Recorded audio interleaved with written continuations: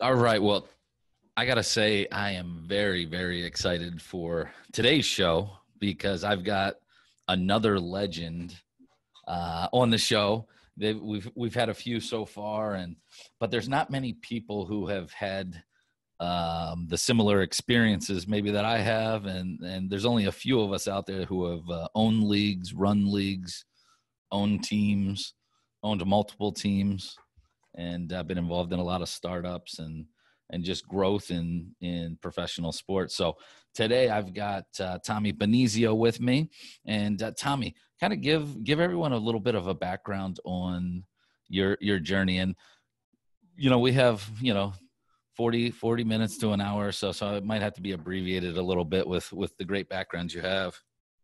Yeah, thanks, Andrew. And hey, man, before I got to get on here, I took some time and made sure I've been following some of your podcasts, but I really enjoyed listening to them. So thank you for what you're doing, just trying to spread the word to the gypsies and insane people of our industry that are tuning in today. I love all of you guys, and stay strong. Yeah. I started as really a failed hockey player. I don't know that it's probably a pessimistic view of it, but I really love the sport. I started real late in life, and I sort of clawed my way into playing junior hockey at a fairly high level, and even signing a professional hockey contract, Andrew, where I got to play the sport in the ECHL in Richmond and in Roanoke at the pro level, which was great. Big New York Islanders fan, and Richmond at the time was affiliated with the Islanders, so it was kind of cool to sort of be in their system, even though it was a brief moment. So when I stopped playing hockey, I was in Roanoke, Virginia, and I was dating a young lady from high school that was attending college out there, and I wanted to stay close by, right? So I couldn't get into Virginia Tech, not the academic, I guess I should have been. So I attended Radford University, which is another great school nearby there in Roanoke. I know you're in Virginia, so you're familiar. And it was a great college, great experience. It enabled me, even though I had formerly played professionally, I could still play college hockey because it was club hockey. And I really enjoyed that, man. We started playing, but it was kind of beer in the water bottles, mismatched uniforms, and it was frustrating for me. So I sort of volunteered to be the president of the team. No one else wanted to do it. And I got us into an NCAA sanctioned club hockey league and, kind of organized the thing a little bit. And I realized, Andrew, somewhere in the middle of that first season that I liked running the team even more than I loved playing, right? That was always my thing. I want to play hockey, right? And so now I had an opportunity to see the sport of hockey and sports in general from a whole nother side. And I fell in love with it. And I knew right then and there in college, that this is what I want to do. I want to be involved in this business. And, I want to help grow a team. I want to, just learn as much as I can. And I was blessed to be hired by the team there in Roanoke, the Roanoke Express, in that same marketplace where I had played a few years before. And that sort of got my career started. So that kind of gives you a background of me at least getting my foot into the door. You know what? I knew that you were involved in hockey from a management standpoint, but I did not know that you played. So, man, I still play. I help captain 2 different teams, men's league teams. I'm playing with a bunch of 20-year-old kids, and I love it every minute of it, man. I can't get off the ice. It's we all love our sports, right? Everybody has their thing. This is something I'm real passionate about. Always have been. I suppose I always will be. It's funny. I tried dabbled in hockey at one point, and I remember I'm dumb like this, but I like to say, hell, I'm going to go out and practice with the team every now and then. I've done it in arena football. I've done it in hockey. And I remember this time I went out, I got, skates, and, these guys got me all geared up, and I just go out there and somebody is not seeing me. I allegedly didn't see me, and I got trucked. I just was in the wrong spot, but it was great, just being out there having fun. So I definitely did not have a career on the ice. That's for sure. Did you trade that guy the next day? I think probably so. I've made some good trades over the years. So, but that's a rough experience, man. Well, hockey was really good to me, Andrew, and I don't know that people are that interested maybe in my resume, but there's good stories along the way. But, hockey was definitely a great experience. I had the opportunity later in my hockey career. I got a piece of sweat equity, some ownership in a team in El Paso that I operated. Okay. And, that was kind of the sort of the pinnacle of my time in hockey. It gave me great pride to be able to say, hey, praise God, I actually have part ownership in a team. And this team in El Paso, if you look back, the majority owner at the time, I guess there were some issues, things I wasn't even aware of, but he came back with some of his buddies, and actually to try and prevent the team from playing a game. First, he went allegedly and turned the compressors off at a competitor's rink in Corpus Christi, a place he was real familiar, and tried to melt the ice the day before a game to avoid having to pay players and buses to go on a road trip. And shortly after that, went into the locker room prior to them leaving for a road trip and stole all the players' skates. So that again, trying to make sure that the game didn't happen, I assumed to save the cost of the trip. So it was, just kind of funny sitting back looking. Ironically, the team didn't pay for the players' skates like they were supposed to in a lot of cases. So the players actually filed a lawsuit, or whatever, accused him of theft of their property. And so you kind of look back and say, could this stuff really happen? But it did. The team owner stole the players' skates allegedly. So did he get away with it? It's been so long. This was back in the late 90s, I think, maybe 2000. So thankfully it was after I had elected to leave the team. I went to Knoxville, great city with a great team. Mike Murray has done a great job. Mike Murray is a guy with a long hockey history. When I went to Knoxville. Is that the Ice Bears? The Ice Bears, yeah. Okay, yeah. So I had the pleasure of helping name that team, creating the logo. I launched that team from the ground up. I recruited Mike to come play for us. He was a retired, pretty accomplished player, played for the Flyers for a bit in the NHL there in Philadelphia. I recruited him to come play for us when I left the team at some point shortly after he started operating it and invested in it. And that team has been such a great success. So, they've been around for a while. Yeah. Contrary stories there of, sort of the antics and the crazy things that happen in pro sports to, some people who really did it right there in Knoxville, and what a great program they have every year now. So how did you get from hockey to indoor and arena football? There's a young man who I have a ton of respect for. I don't know your relationship with him. I know Chad Dittman real well. Yeah.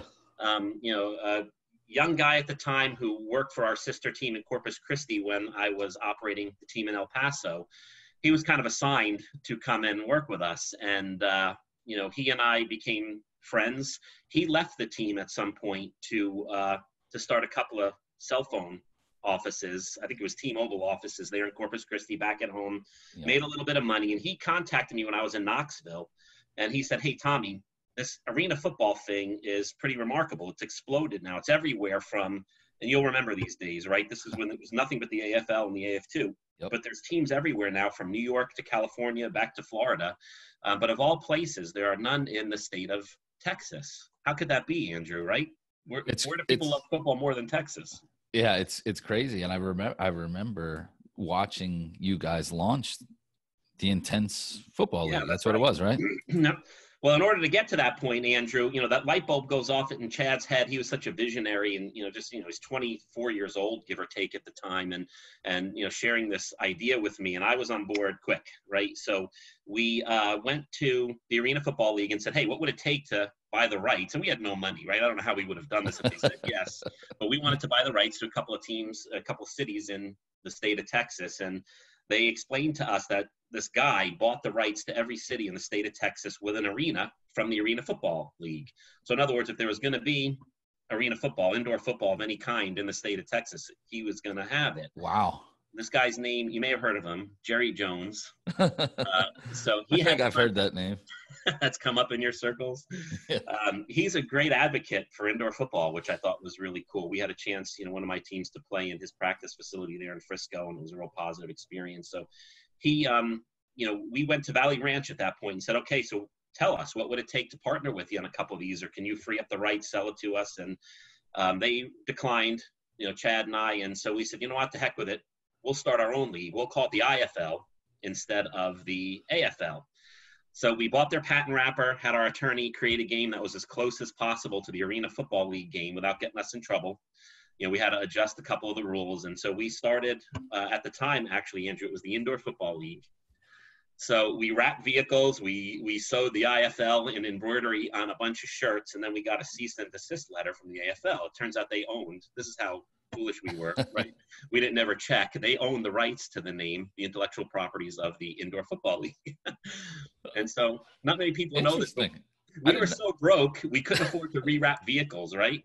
So we started flipping through a dictionary, essentially. What's another I word that we could replace indoor with? Because we don't want to have to change the logo. We can't afford to do this stuff twice. So we called ourselves the Intense Football League just for a couple of years until that patent or the intellectual property rights that they had expired, and we could change back to the Indoor Football League, which we did eventually. So yeah, the Intense Football League was a short-term name just to get through.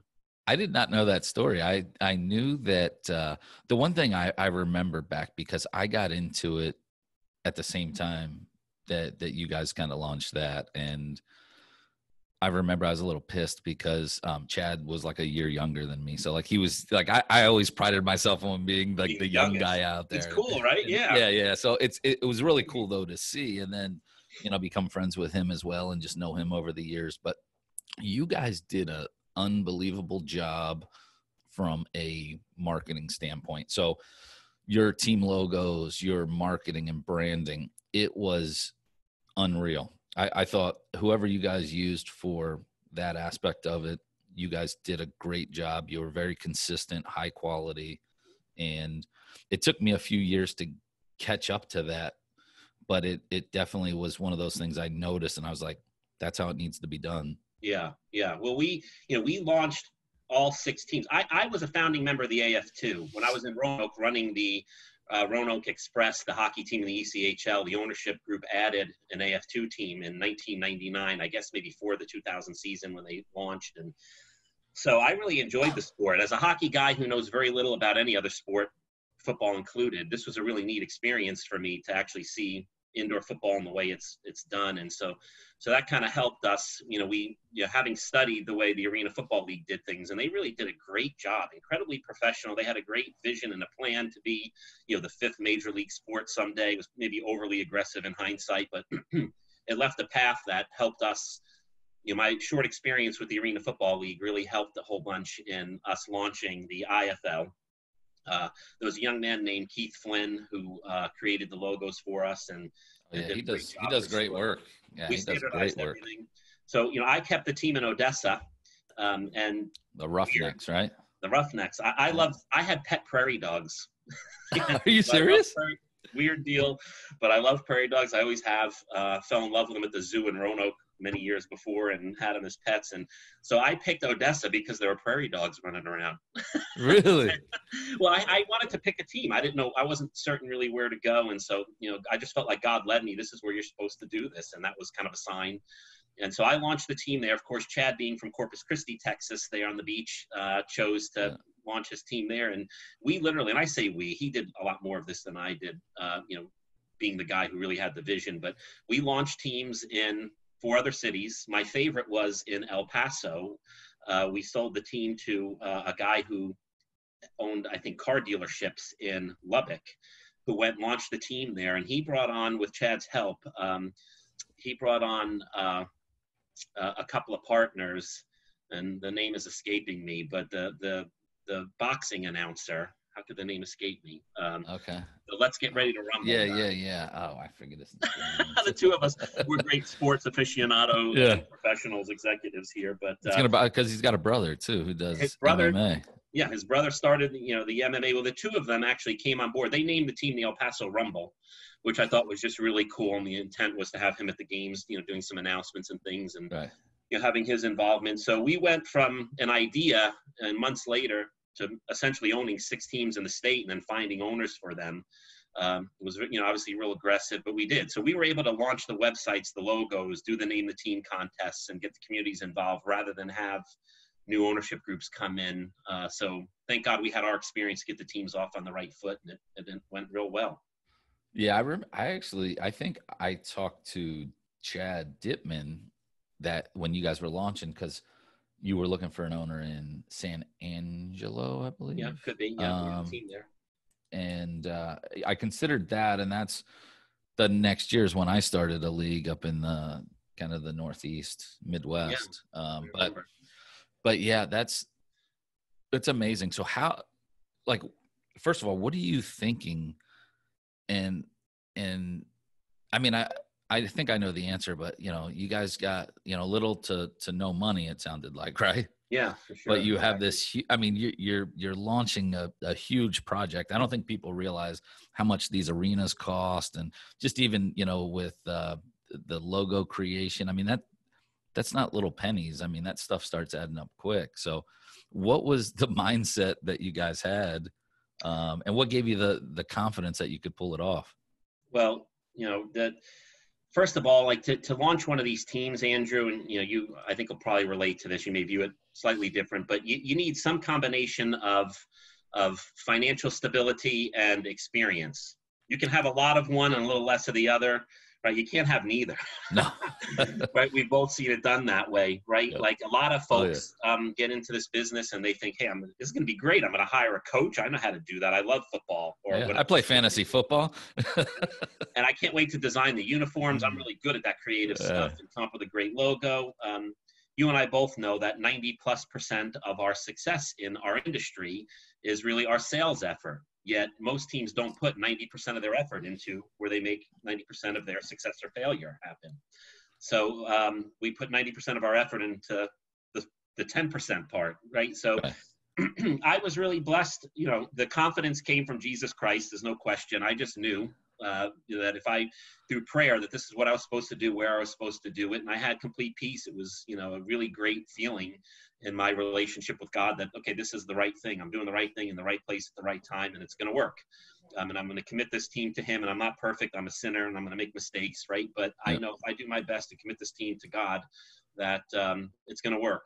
And so that's really where the confidence came from. And I, unfortunately, though I didn't have a lot of this finance element, I had about $5,000, I think, in my pocket to start this team. I was on unemployment. All right, just to give you an idea. No business doing this, starting a league or a team or both.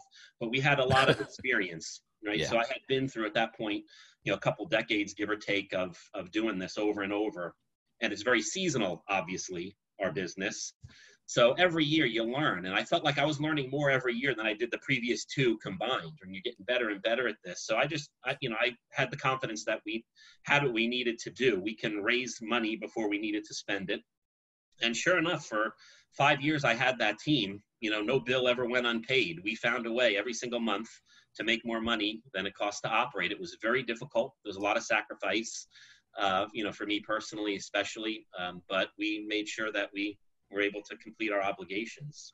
Yeah. And I think a lot of people out there really don't understand the commitment that it takes. Like when you do that, especially when you're underfunded, I mean, it's 24/7 and it's becomes your life. So. All right. So we were launching the team, Andrew, right? Again, we're, trying to be very, very careful. So I went and I just knocked on the doors of a couple of the most prominent citizens in the Odessa Midland community there. And I got them to agree to come to a press conference. We hosted it at a really fancy hotel, owned by one of these prominent guys. And in the first row, we had 3 or 4 very impressive to the community folks. They are really good guys that came to show up. We put together a very impressive packet that had our mission statement, our goals, our plans, a timeline, information about the team, about the league, about myself. And at the time I had a partner, Pierre Deshane, who's a professional mascot, Jumpin' Jack, if you ever encountered Pierre. So we put together a really impressive packet of information, and we wanted to, from the first day, not tell people this is going to be a success. We wanted them to get that sense on their own. Right. So we wanted, rather than say it, we wanted to show it. So we put together a really impressive press conference. We looked at how great the local hockey team with Monty Hoppel there and the baseball team with that same ownership group, the Jackalopes and the Rockhounds did. And we wanted to make sure everything we did was at least as impressive as the way they did things. So, we got off to a really great start where the media was saying, hey, this could really work. This sounds really professional, really polished. They had no idea, what was behind the curtain, obviously, right. The financial, stress and things. So we got off to a great start. And we told them we were going to announce after the contest, getting community input for the name. We said we were going to announce the name. And so rather than put it on a tripod sort of thing and, an easel and lift a sheet off of it like you see done all the time, we had this idea. We're going to do it Wednesday, since the team name was the Roughnecks, which is a moniker, for those who don't know, for someone who works in the oil field, which accounts for about 80% of the industry, at least at the time there in Odessa. It was an appropriate name for sure. We decided we were going to go and actually have Roughnecks on an oil derrick, one of those big tall oil derricks, help us. So they agreed to host the media, to feed us. So on Monday morning, prior to this Wednesday press conference, we went around to visit all of the media. We went to the radio stations in the morning. We brought breakfast and just showed up and asked if we can get on the air. We had a gift for them. In a little gift bag that was really well packaged, we put in there a riddle. It was kind of like, hint 1 of 3. What could the name be? It was a very well worded riddle giving them an idea. And the hint was a can of motor oil. So we delivered that to the radio stations in the morning. In the afternoon, we went to the TV stations and visited with the sports media and the newspaper sports writers and delivered this hint. The idea was, can we get them talking on the air and in the paper about what could this name be and create some curiosity? We had no money, so we could afford Whataburger. Not buying the ads, yeah. That's it. So we went with breakfast, and that was affordable, and it got the media really talking. Tuesday, we went back with a second gift bag and a second riddle, and in there was a dirty work glove. Okay, so we again went to the dollar store, bought work gloves and dirtied them up, and we put them in there. And that was the second hint that got them talking. So by the third day, when we're at the oil derrick, I had 10 oil workers standing on the stairs. Under their work shirts, we spelt out the word Roughnecks. So we read the third riddle. All the media was there in their hard hats eating barbecue cooked by these Roughnecks. It was a real experience, something they had never seen before, they'd never experienced before. This whole thing cost us nothing. In fact, I couldn't even afford the motor oil cans, so we went to Jiffy Lube. I literally was in the dumpster behind Jiffy Lube pulling out the empty cans, and we filled them up with water, cleaned them up. Oh, wow. Because it cost nothing, right? Rather than spend a few $100 on cans of oil. Hopefully no one put one in their car. I never thought of that until after, but just to keep this thing on a budget, we spent no money, and we created this facade of this tremendous thing when we did this larger than life unveiling on this 100-foot staircase, with these oil workers spelling out our name. And so that kind of got us started, Andrew, where now people are talking. This is bigger than anything that's been done in sports here. So I didn't have to tell them this was going to be a success. Before we sold a single ticket, we showed them. Before I went into some of the big name folks who might do a corporate partnership, agree to one with the team, I didn't want the guys in the back. I didn't want the guy to say, hey, you want $20,000. What is this team? Who are you? Explain it to me. By the time we went and started making those sales calls, the guys in the back were asking the boss, hey, are we going to have tickets to this? So, it was really a great plan. Is that an interesting story? I could follow up with another one. Yeah, I'll tell you what, that's pretty cool. I mean, especially the key is on a budget too. Yeah, it was great. I mean, that's the great thing. I mean, I've seen a lot of people over the years get into this business with a ton of money and no clue what they're doing. Right. Very successful and fail. I've seen, the opposite, happen. And it seems like now, I mean, we're both kind of out of it now, but it's like now it's kind of going back to anybody who wants to get in it and they have no money and no knowledge. And, yeah, that's a rough. And it's just, sure. Failure everywhere. So you guys built that up over a few years, but then you became like the commissioner of the league at some point. So, Chad and I own the league together. I think it was a 2/3 split in his favor. So, I was part owner of the league. About 5 years into it, Andrew, we got to a point where, we had the opportunity to kind of merge, sort of, grow by merging into agreement with the United Indoor Football, the UIF, which was a Midwestern league. So at that point, I had the stress and struggles of owning a team, without any outside income, which again, it worked. We got through. We had fun. Loved the people of West Texas. Loved the team there. Loved the successes we had. We won championships, led the league in almost every category in terms of attendance and corporate partnerships. We were probably the winningest team in league history. So what more could you want? But it was kind of time, I felt like, for me.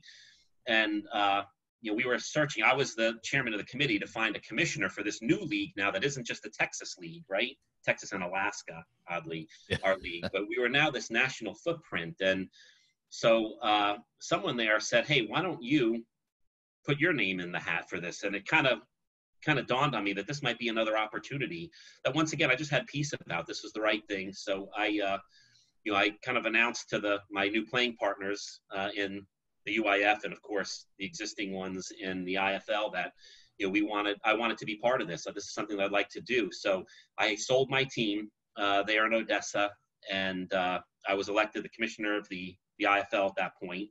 At that point, again, the indoor football league rather than the intense football league. And I launched the league offices there in Virginia. I had family there and some roots. Really loved being there. And so I was in Richmond, Virginia, downtown, where I put my offices below my loft in a really great building in the city there. And I met my wife in that building. So it was really a pretty awesome experience. I loved running the league. We started with 6 teams. At one point, we had 26 teams, including 3 in Alaska, which was, a pretty wild experience, to grow that league every single year just a little bit. And, I loved it. I loved every minute of it. It was a great learning experience. It was new for me. It's very different than the team side, different stresses, different challenges for sure. Oh yeah. Like, let's just talk about that. Cause I wasn't commissioner. I was league president, which in our league was kind of the commissioner. But I know for me, it was always, you're constantly struggling with these, owners and different agendas, and, they want the rules enforced when it's convenient for them. And when it's against them, it's you're the worst. And, their failure is because of you. Their success has nothing to do with you. So how was your experience? When I owned part of the league and my team, there were some odd times where, you might have to make a ruling on suspending a player who did something egregious the week before, right? You don't suspend him. The team that he offended is going to be very unhappy. I mean, you have to make the right call there. But guess what? Your team is playing that guy the following week. So, of course, the accusations become, well, you're just suspending him because you don't want him to play against your team. So that sort of mom and pop system, was one of the reasons that we went into this merger in the first place and, wanted this thing to be much more professional, created a league in the indoor football league that was more structured like a major sports league where the teams all had a seat on the board of a nonprofit. And, I became an elected official, Andrew. So for me, it was always about having 51% approval rating. I don't know if that's here in America, but because I knew there was no way I was going to make everybody happy. No matter what decision I made, someone was going to be, unfortunately, on the ugly side of it and not happy. So, you have to really sit, think, study, and pray. In every decision you make, you do your best. All you can do is your best to make sure it's the right one, and you can justify why you did it. You have a good explanation. But you're right. It's pretty remarkable how everybody wants the rules enforced except for when it's them.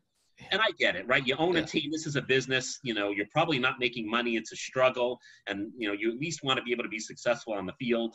And when you have, some guy in the league office somewhere who essentially you're paying, even though he doesn't really work for you, you're paying his salary and, he's doing something that you feel like is hurting your chances on the field. I get it. You want to make sure that, you're as successful as possible and you get frustrated in those situations. But it was definitely a great, fun learning experience, but there were some ups and downs. It's incredibly thankless for sure being the commissioner. Oh, yeah. Yeah, you're not getting no pats on the back there. That's for sure. No, that's right. But it was fun growing the league, every year adding a couple of teams and, just seeing people enjoy success. My hope, what I really thought was I would go into these teams and I would teach them the things that I learned. If they happen to have a struggle somewhere, I have a strength. A lot of these teams did things better than I could, and I learned from them. But, in a lot of cases, I really saw opportunity to help them. But ironically, the teams that needed the help were the ones that wouldn't accept it. It's crazy. Even when I had the league, I had a staff of people. I had 3 full-time people. All they did was travel to the teams for Right. support. Okay. But like you said, they got to want it. They got to want to get better. Half of them don't. So Yeah, it it was gets tough. frustrating. The ones that asked for help were the ones that were doing well and wanted to do better. They Right. realized that this is a business, right? We have to, it's Yep. great to win games. It's great to help athletes move on to the next level. It's great to provide something wholesome and fun for your community and be part of that. But ultimately, it's still a business. You have to make more money than you spend. And for whatever reason, a lot of the teams struggled to grasp that until it was too late and they couldn't continue. It was frustrating to see that part. How which side do you like better? Do you like the team side or the league side better? That's a tough question to answer. They're so not apples to apples. The stresses are a little different when you own your own team, Andrew. Again, I'm saying this more for the benefit of the listeners than telling a guy who knows as well or better than I do. Trying to figure out how to make payroll every week and the responsibility that you feel for every single player, every single corporate partner. You want to do right by everybody, and it's to the point where I only ate if there was money left over every month. Right? Like I didn't live in fancy houses and have fancy cars. I did, I was, you become a minimalist and Right. you learn, I have a wife who's asking why we can't pay our rent. But it's because we got to pay the players' rent first and there was nothing left over. The Yep. stresses of that probably outweigh the stresses of dealing with the league issues. So I can Yeah. tell you that owning and operating a team, especially on a budget, is far more stressful than operating a league in any condition that I've experienced. Yeah. So I don't know if that gives you sort of an answer to the question. Yeah. No, I mean, I definitely agree. I mean, I don't think people, unless they're in that situation, can really even comprehend the amount of stress or pressure on these. And the challenge too is, I mean, it's an independent minor league basically. Mm. It's not like it's the Dallas Cowboys. So when you go out in the community, you have all that brand recognition and you have all that credibility already. I mean, you're building this up. It's more about, Tommy Benizio's credibility in the community than it is the Roughnecks, so to Mm. speak of. So the one thing I've always, I kind of copied you on this. I've never told anybody that, but I would always see and hear about Tommy and his badass suits and just like he's like the best dressed guy out there. And so I was like, all right, I gotta step my game up. And I think it was like 2011, whenever I was down in Florida, the Tarpons with Michael Taylor. He and I had the team down there, and I was able to get my first few custom suits. And once that happened, it was like game over. And so like how did that evolve with you? And because you've got a great wardrobe and what's your philosophy behind that?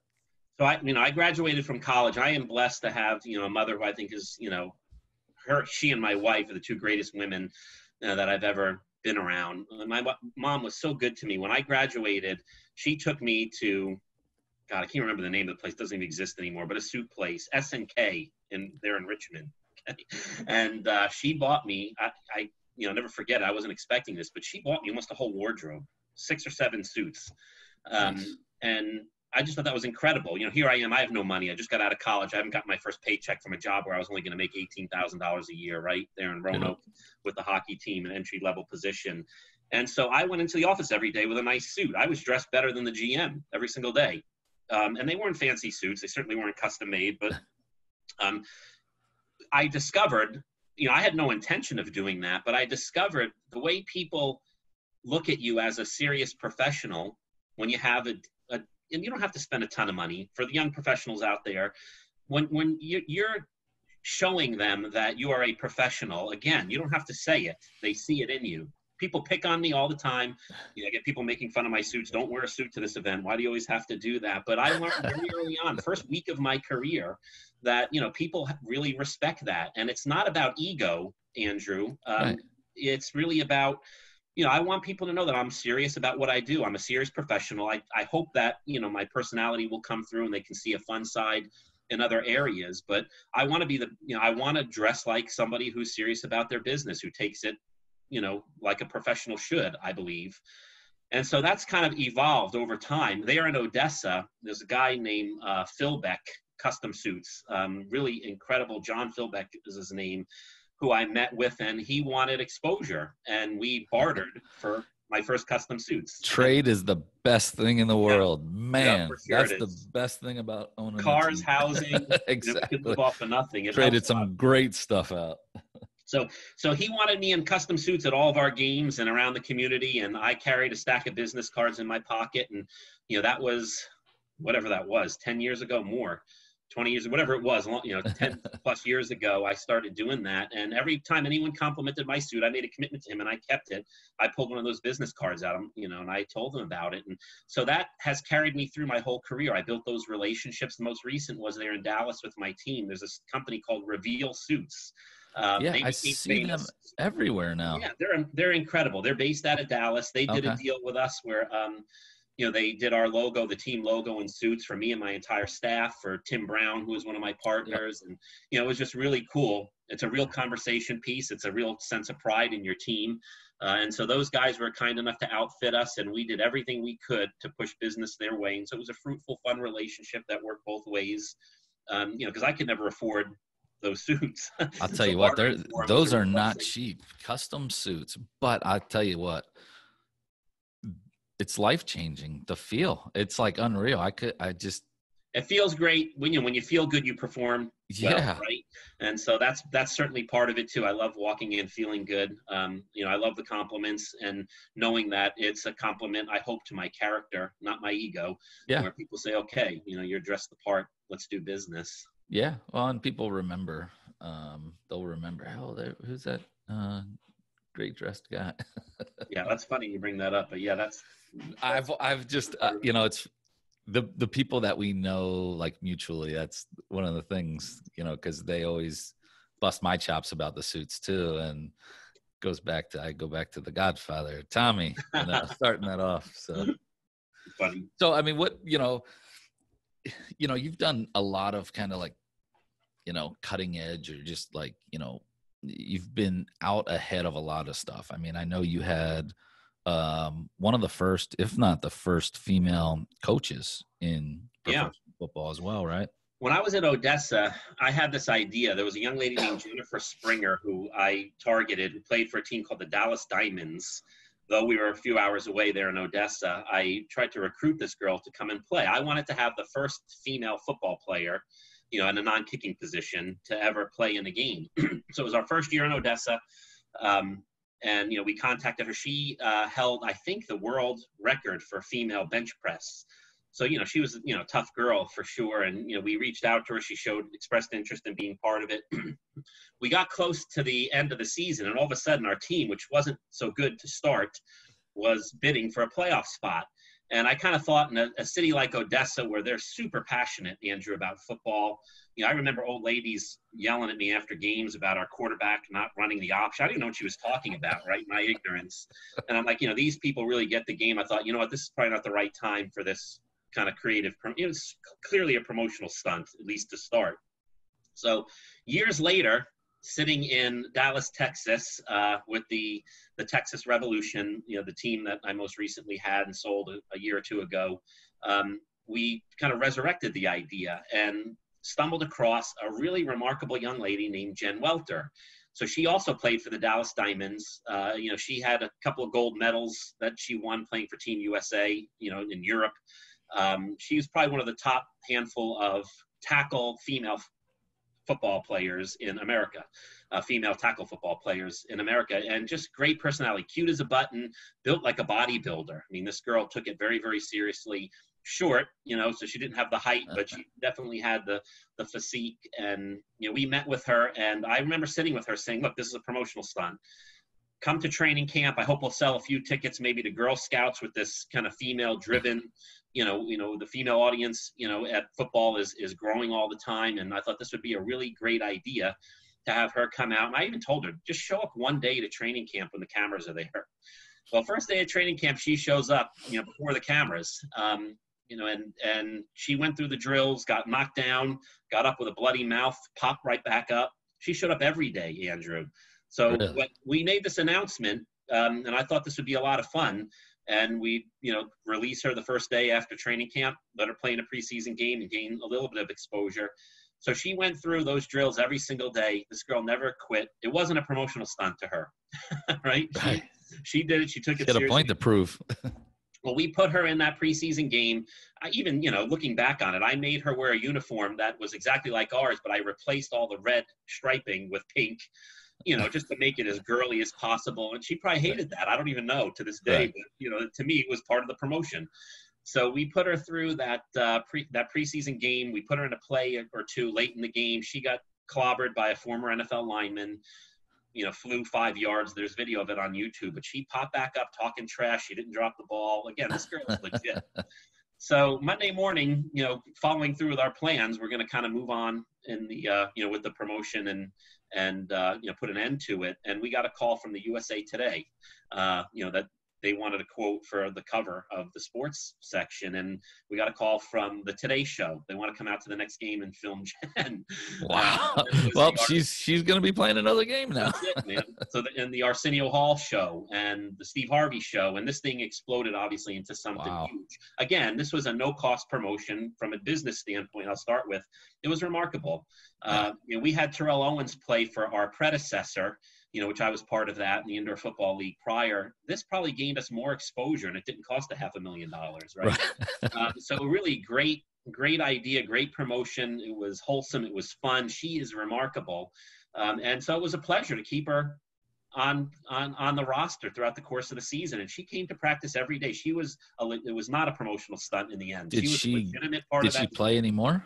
Yeah, we put her in some games towards the end of the season, not on a regular basis, but consistently throughout the year. I mean, and she earned it. I mean, she was awesome. So the year ended, and, you could tell it's probably not a good idea to continue having her as a player, but how can we keep her involved? And so, in a meeting with our coaches, we elected, let's see, she knows the game. This girl's bright. Let's see, she has a PhD, is a smart girl with a lot going for herself. And so we elected to offer her a coaching position, which she accepted.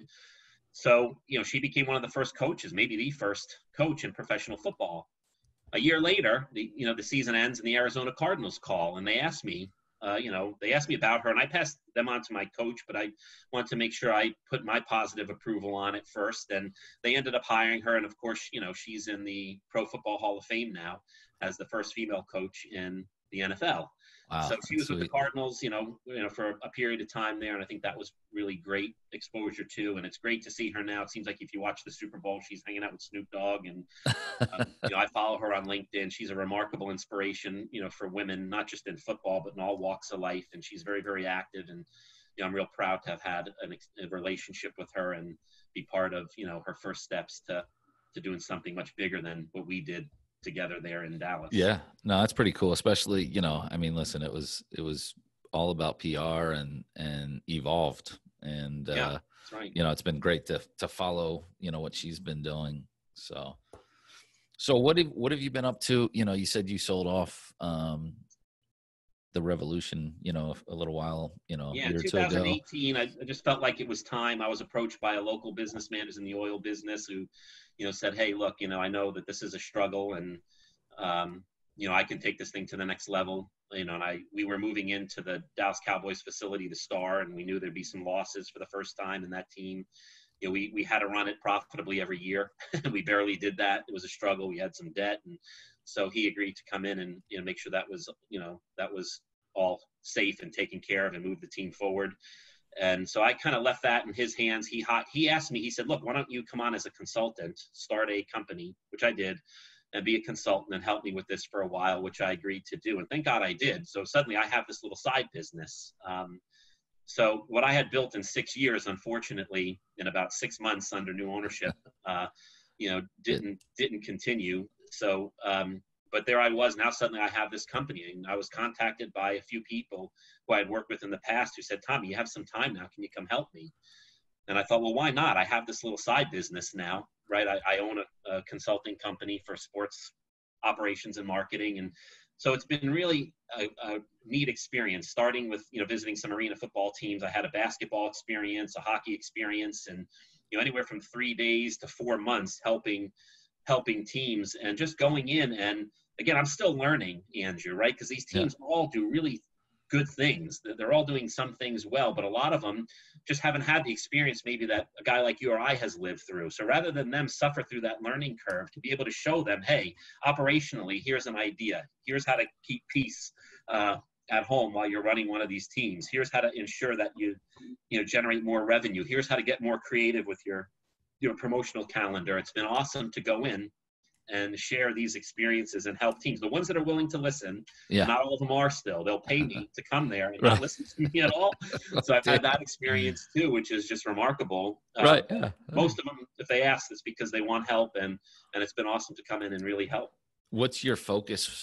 Like, are you is your specialty, partnership sales? Is it ticket sales, marketing, all of the above? I mean, I know you're like me, a jack of all trades, but what's your specialty?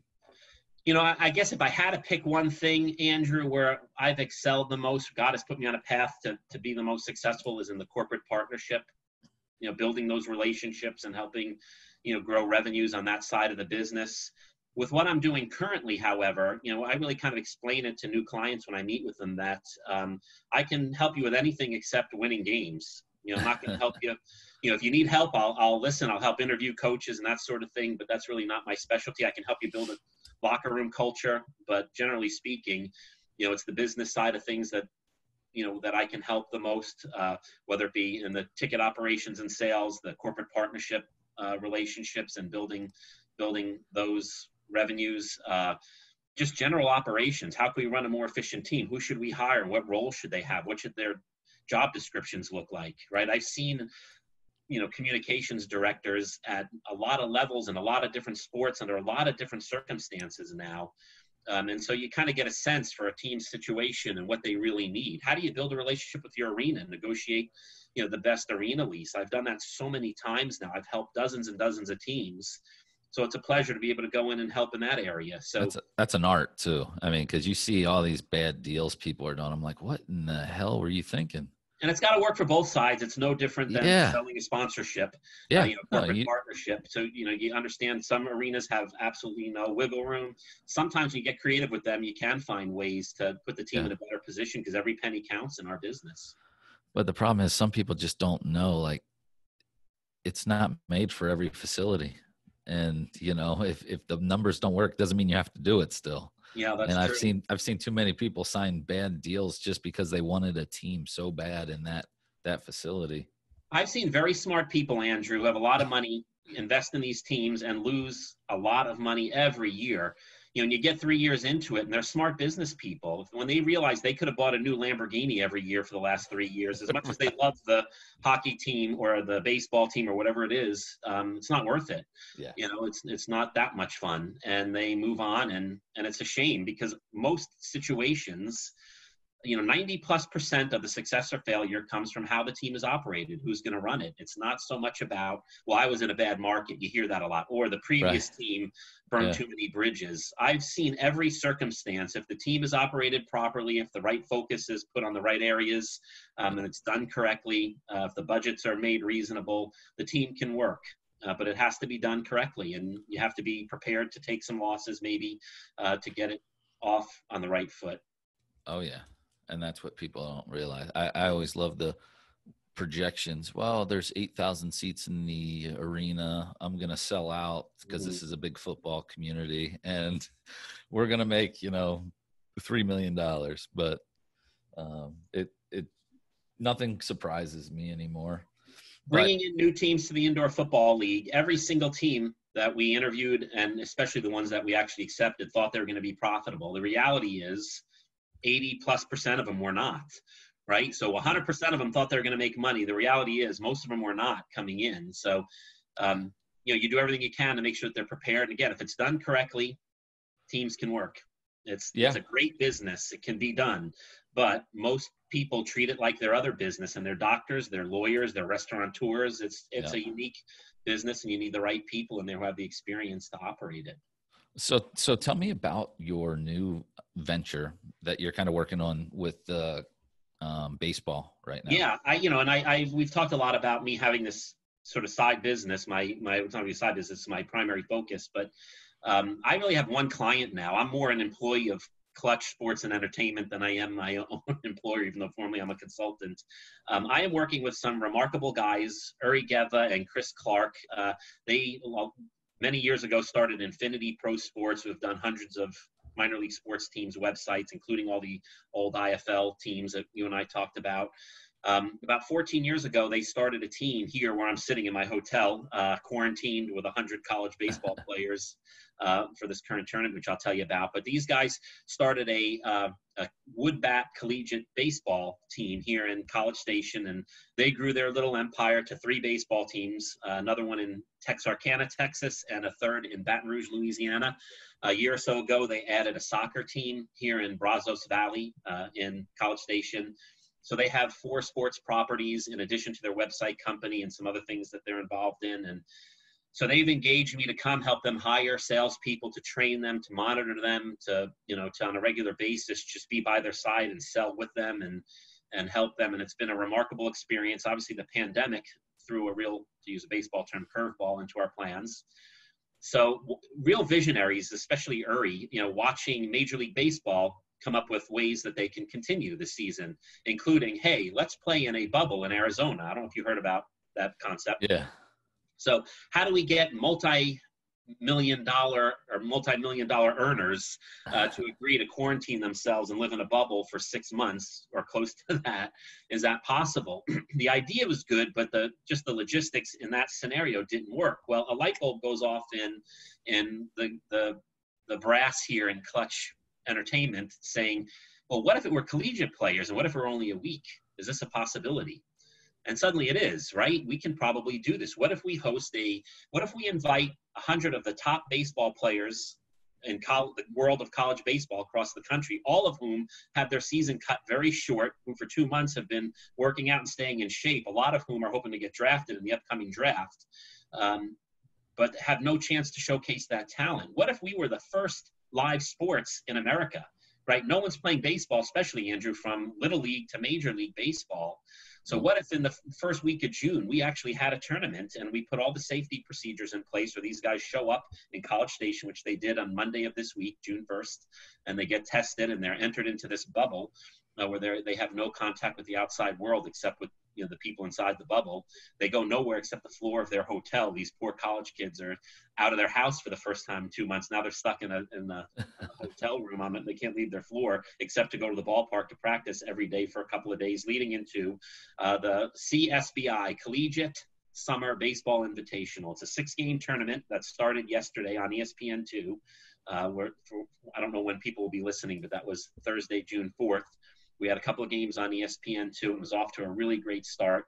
So we have these 100 top college baseball players that were split into 4 teams and are playing this double elimination tournament Thursday, Friday, Saturday with a championship game. It's a pay-per-view format, and it's been a huge success. No one tested positive. They'll all leave here, I'm certain, with no one testing positive, with the precautions that are being taken, and we're kind of paving the way to, first of all, heal America a little bit by presenting live sports for the first time, but also how this can be done if it's done with the right precautions and with the right enthusiasm. People are loving it. We're getting incredible feedback, and the subscriptions are starting to really grow now. A lot of people are going to be watching this over the next couple of days.